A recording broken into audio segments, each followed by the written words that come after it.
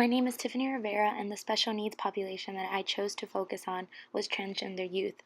This group of people suffer a vulnerability that results in poor health or illness. Their predisposition to social and sexual stigma ultimately determines their inconsequential access to care. They are enabled by multiple factors that contribute to their lack of insurance, and they are in need of change to remediate causes of depression and suicidal behavior. These can progress and worsen through adulthood. Over the years, there has been a shift in the estimated prevalence of transgender youth from 1% to 3.5%. However, research is limited on the subgroup of transgender youth. This vulnerability and medically underserved population has unique needs that are not fully explored and are challenged by discrimination and victimization, and causes a severe increased risk for low self-esteem, depression, suicide, family and peer rejection, physical abuse and trauma, and inadequate access. It is important to note that there is a high marginalization and social exclusion against the transgender population. However, it is increasingly more problematic for the youth of this community because they are only just beginning to understand themselves and develop identity. These individuals' gender identity or expression differs from societal expectations of how they should act, look, or present themselves. Transgender awareness seeks to help society understand that sex is biological, but gender is personal and cultural. This distinction is one of the main reasons why it is difficult for this group to access healthcare. Medicine is most often classified as science and biology, and therefore lacks accounting for the mental health aspects that trigger concern in youth, especially those suffering with disorders such as gender dysphoria or gender identity disorder. According to statistics by Fenway Health, there are several disparities that are faced by the transgender community. In their survey, they report that transgender Americans have experienced discrimination in the form of harassment or physical assault in public accommodations. This infographic illustrates 4 of these. In relation to healthcare settings, however, at least 25% state that they have been harassed or disrespected. In a health survey conducted by the National Center for Transgender Equality and the National Gay and Lesbian Task Force, discrimination by healthcare providers is a major deterrent to accessing those services, and about 19% have reported being denied care because of their transgender status.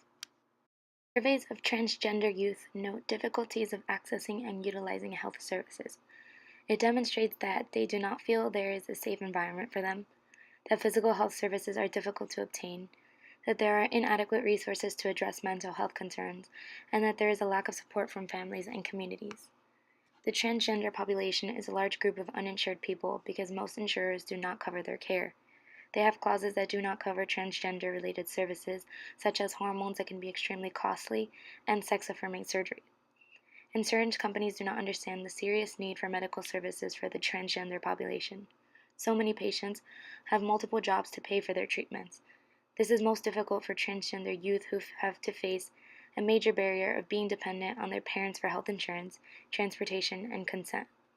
They lack agency when seeking care, and they face a system that requires many interactions to receive it. This structure can cause great stress because the avenues to get healthcare access require explanation for differences between gender presentation and legal paperwork. Many providers are often not sufficiently trained on how to care for transgender youth and lack evidence on long-term effects of hormones or side effects of treatments to properly treat them. Others are just not willing or comfortable to work with transgender youth. Along with factors of rejection, maltreatment, and victimization, transgender youth experience personal distress and isolation. Primary area of distress is a gender dysphoria or gender identity disorder, which includes feelings arising from confusion about gender identity. This anguish can lead to self-injurious behaviors or substance abuse. When surveyed, the transgender community reports that about 62% have experienced depression and 41% have attempted suicide. These people face healthcare risks that are often not addressed because of lack of knowledge of the patient-specific healthcare issues due to stigma or avoiding the subject of gender identity altogether. Those who are transgender face even greater challenges than the rest of the LGBTQ+ population. They are a minority group within a minority group, and therefore they may be at greater risk for depression, suicide, substance abuse, and anti-gay violence. Physicians need to be especially sensitive to the psychosocial and medical status of their transgender patients. They have to be respectful of the individual's chosen name that they may conform more to their ideal gender.